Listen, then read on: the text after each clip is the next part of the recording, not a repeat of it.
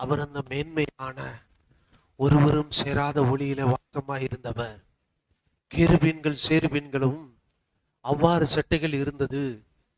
அந்த 6 செட்டைகள்ல 2 செட்டைகளால காலம் மூடிக்கொண்டு, 2 செட்டைகளால கண்களை மூடிக்கொண்டு, 2 செட்டைகளால் பறந்து கொண்டு அவரை துதித்து பாடிக்கொண்டிருந்தன. என்னன்னா, அவர் பரிசுத்தர் பரிசுத்தர். அப்படி அங்கே அவருக்காக பாடப்பட்டு கொண்டிருந்தது. இரவும் பகலும் பல யுகங்களாக, வருடங்கள் அல்ல, யுகங்கள் அப்படின்னா எத்தனையோ மில்லியன் ஆண்டு, அதான் ஒரு யுகம்பாங்க.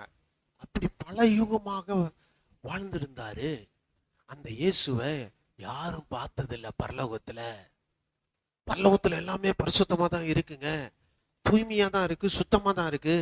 ஆனா அங்க இருக்கிறவங்க ஒரு நாள் கூட இயேசுவை பார்க்க முடியாத அளவிற்கு அவர் பரலோகத்தை பிரகாசிக்கிற ஒளியாக இருந்தார்.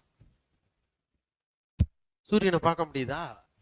அப்படி இதை காட்டிலும் பிரகாசமான ஒளியாக இயேசு அந்த பரலோகத்துல வாழ்ந்து கொண்டு இருந்தாருங்க. அந்த இயேசு மெய்ப்பனா இருந்ததுனால அந்த 99 ஆடுகளை விட்டுட்டு எப்படி அந்த மெய்ப்பன் ஒரு ஆட்டை தேடி வந்தானோ, அது போல அந்த பரலோகத்தின் எல்லா மேன்மையும் உனக்காக விட்டு விட்டு, அந்த பரலோகத்தின் எல்லா விதமான துதி புகழ்ச்சி, அந்த ஆசீர்வாதங்கள் எல்லா மேன்மைகளையும் உதறி தள்ளிவிட்டு, நீ வேண்டும், உனக்குள்ளே வாசமாய் இருக்க வேண்டும், உன்னோடு இரண்டரை கலந்து வாழ வேண்டும் என்று விரும்பி உனக்காக யூதேயாவிலே பெத்லெகேமிலே பாலகனாக வந்து பிறந்தார்.